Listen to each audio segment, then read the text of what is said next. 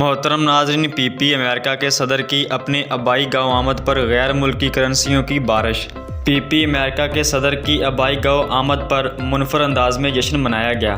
न फूलों का हार ना ही पत्तियां, बल्कि छप्पड़ फाड़ कर गैर मुल्की करेंसी की बरसात कर दी गई।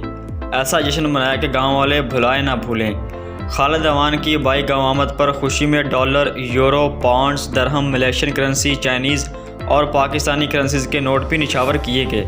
पाकिस्तानियों गैर मुल्की करेंसी नोटों की बरसात देकर अवाम नोटों पर झपट पड़े, जिसके हाथ जो आया लूट लिया, फिर खुशी से जमा करते रहे और गिनते रहे। वीडियो में देखा जा सकता है कि जश्न मनाते मनाते नोट लुटाए जा रहे हैं और इसमें मौजूद अफराद लूटने में मसरूफ़ हैं और फिर मज़े से जमा कर रहे हैं। किसी के पास ज़्यादा यूरो आए तो किसी ने ज़्यादा पाउंड लूटे, जिसको जो मिला उसकी तो ईदी हो गई। खालिद अवान पीपी अमेरिका के सदर बनने के बाद पहली बार आबाई गाँव आए हैं, जहां उन्हें अपने चाहने वालों की मोहब्बत से नवाजा जा रहा है।